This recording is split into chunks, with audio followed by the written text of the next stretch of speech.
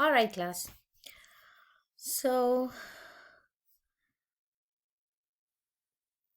okay, we are going to talk about cranial nerves today. And on the picture on the left hand side, we are looking at the inferior side of the brain. Now, we will start with the picture on the left and then talk about the picture on the right. Now, if you look from the inferior side of the brain, you do see most of the cranial nerves. Actually, you can see all of the cranial nerves. The reason being, most of the cranial nerves originate from the brainstem, so it's easy to see from the inferior side. So, okay, let's talk about these. On the very top right here, this part is called the olfactory bulb.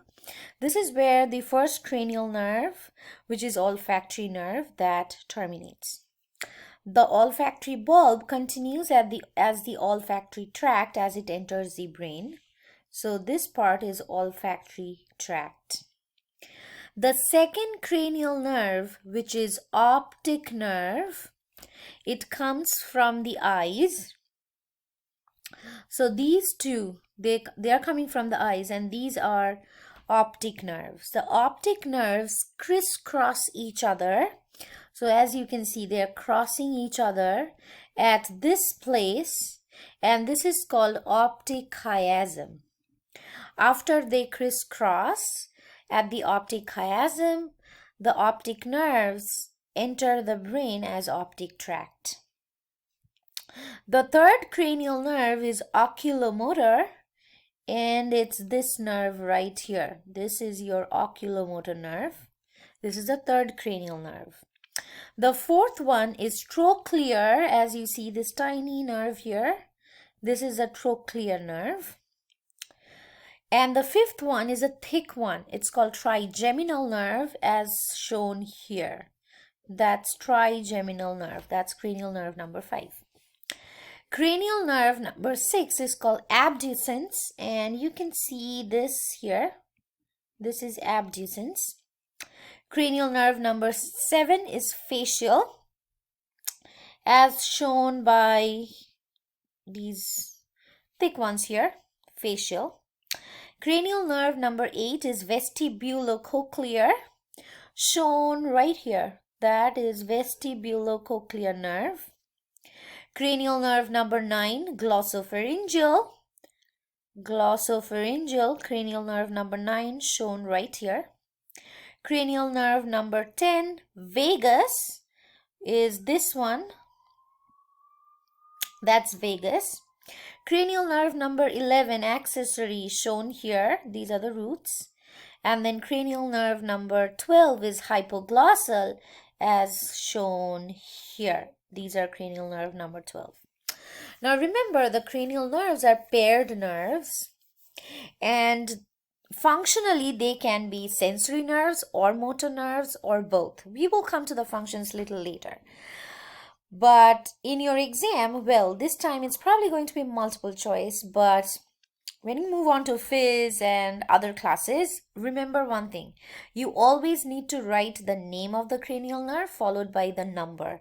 So name and number. For example, if you just write abducens, that's not correct. You should write abducens in bracket. You should put cranial nerve number 6.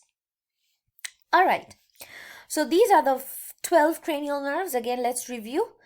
Olfactory nerve, cranial nerve number 1. Optic nerve, cranial nerve number 2. Oculomotor nerve, cranial nerve number 3. Trochlear nerve, cranial nerve number 4. Trigeminal number 5. Abducens number 6. Facial number 7. Vestibulocochlear number 8. Glossopharyngeal number 9, vagus 10, accessory 11, and hypoglossal 12. These are the 12 cranial nerves. Now let's move on to the picture on the right hand side. This is more of what you will actually see in the lab, or pictures that, or the PowerPoint pictures that you have to label. This is something that you will see. Now, what is this model? This model is actually showing you part of the diencephalon. So right here, do you see these two parts?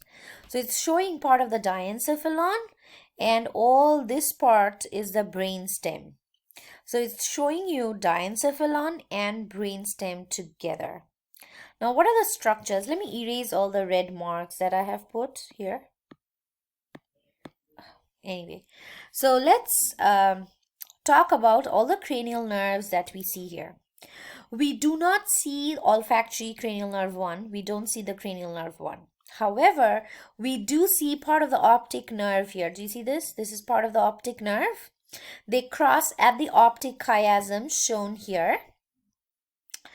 Then we also see the third cranial nerve right here in white. This is oculomotor nerve, cranial nerve number 3. Trochlear nerve, we just see a little bit of the trochlear nerve here. We can see the trochlear nerve best from the opposite side. And when you actually do the PowerPoint, label the PowerPoint pictures, you will see the trochlear nerve from the opposite side. So there is a picture that asks you to label, it says ID nerve. It's the trochlear nerve. Okay. The thick one is trigeminal, cranial nerve number 5, as you see here.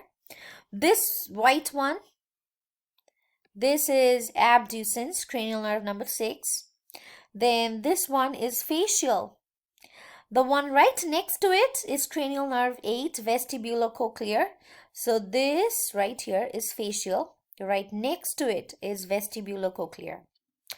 Then these bumps, this is cranial nerve number 9, glossopharyngeal.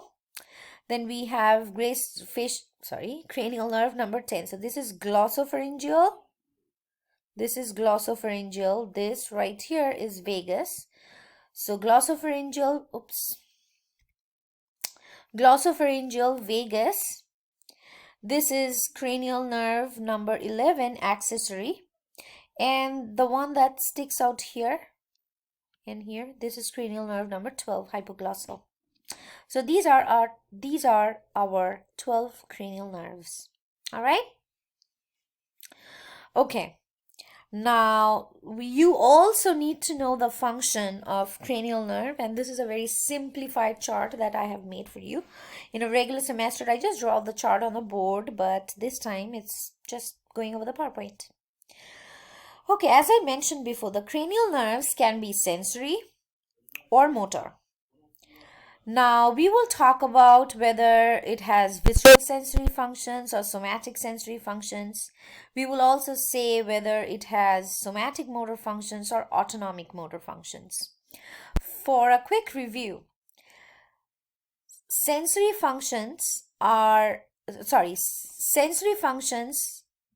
mean these nerves carry sensory information towards the central nervous system. So information is flowing towards the central nervous system, and information can either come from joints, skin, superficial fascia, special senses. Those are somatic sensory functions that we are aware of. Sensory information can also come from the visceral organs or from the viscera, which we are not constantly aware of, and those are called visceral sensory information. Talking about the motor functions mean sending out a motor command from the central nervous system to the other parts of the body. So that's motor. Motor means outgoing information. That's motor. Somatic motor is when the motor information goes to the skeletal muscles and which we can control, very, very voluntary. That's somatic motor. Autonomic motor is something automatic and we have no control over that. And the autonomic motor effectors are the cardiac muscles, smooth muscles, and glands. Those are autonomic motor effectors. And the somatic motor effectors are the skeletal muscles. So the command, in case of the somatic motor system, the command comes from the central nervous system to the skeletal muscles. In case of autonomic motor system, the command comes from the central nervous system to cardiac muscle, smooth muscle, and glands. All right. So olfactory is a sensory nerve and it carries sensory information about smell to the central nervous system. Optic nerve is a sensory nerve and it carries sensory information about vision to the central nervous system. Oculomotor, as the name suggests, it's a motor nerve and it has both somatic motor function and autonomic motor function. Somatic motor, it controls 4 extrinsic eye muscles, which are skeletal muscles, and helps you move your eyeball. It also innervates. Axons from the oculomotor nerve also innervates the sphincter pupillae muscles, which actually helps us constrict the pupil in response to bright light. And it also innervates ciliary muscles.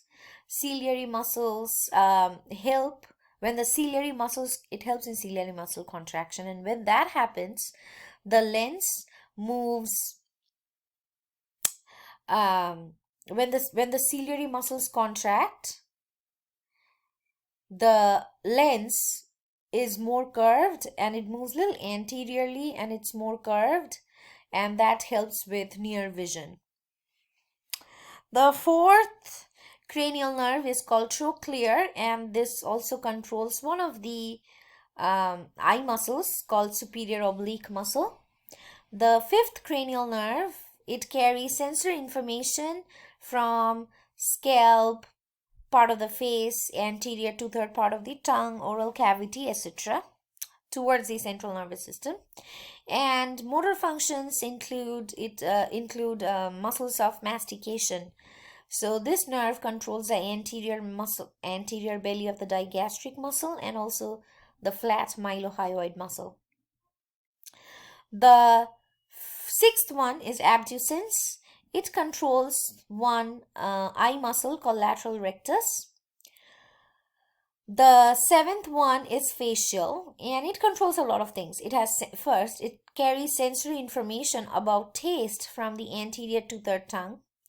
It controls facial muscles responsible for facial expressions, and it also controls the posterior belly of the digastric and stylohyoid muscles.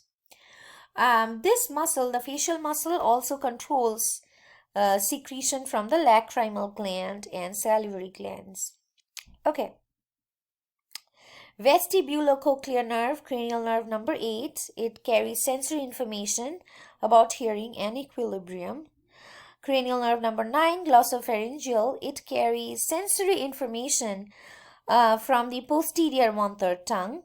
It carries sensory information from part of the pharynx and from the carotid bodies. It also has some somatic motor functions because this nerve controls pharyngeal muscles of the pharynx, and this has autonomic functions as well, and that controls secretion of the parotid salivary gland. Vagus nerve, cranial nerve number 10.